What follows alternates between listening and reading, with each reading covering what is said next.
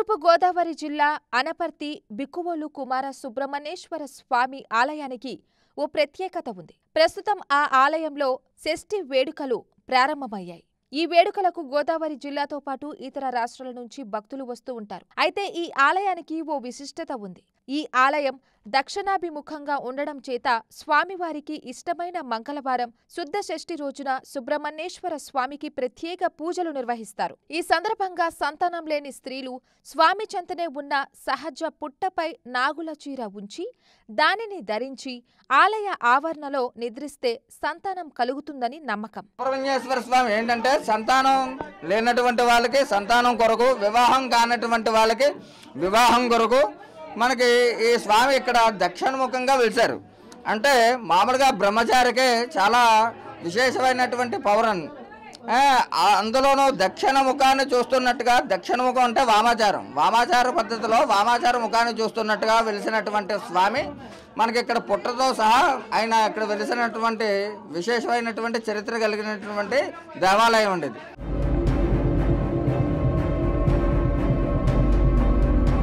ఈ ప్రాచీన ఆలయానికి ఎక్కువగా సంతానం లేని సమస్యతో బాధపడే వాళ్లు వస్తూ ఉంటారు. భక్తి శ్రద్ధలతో స్వామివారిని పూజించి మొక్కులు చెల్లించుకుంటూ ఉంటారు. రాత్రి ఆలయంలోని గుడి వెనుక నిద్రిస్తూ ఉంటారు.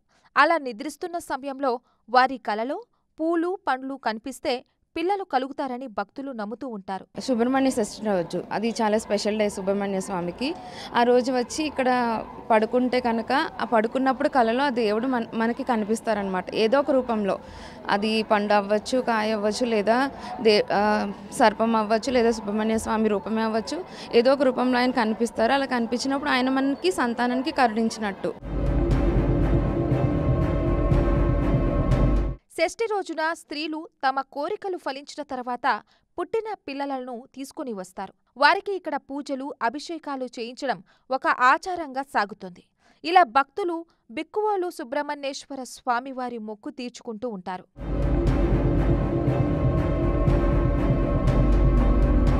ఇక ఆలయ చరిత్ర తెలుసుకోవాలంటే తూర్పు చాణక్యుల పరిపాలనా కాలంలో 849 నుండి 892 సంవత్సరాల మధ్య బిక్కువోలును రాజధానిగా చేసుకుని చాణక్యులు పరిపాలన సాగించారు.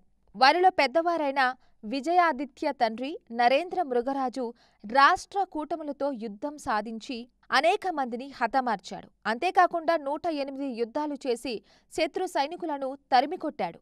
ఈ క్రమంలో అనేక మంది చనిపోయారు.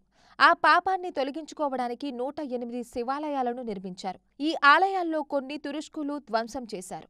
3 ఆలయాలు గ్రామ సరిహద్దులు ఉండగా క్షేత్ర పాలకుడిగా మహావిష్ణువు, లక్ష్మీదేవి ఆలయం కూడా ఉంది.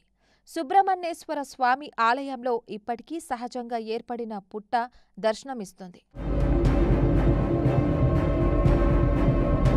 మరిన్ని వీడియోస్ కోసం ఛానల్ ని సబ్స్క్రైబ్ చేయండి. లేటెస్ట్ అప్డేట్స్ కోసం వాట్సాప్ ఛానల్ ని ఫాలో చేయండి. అండ్ లింక్ డిస్క్రిప్షన్ లో ఉంది.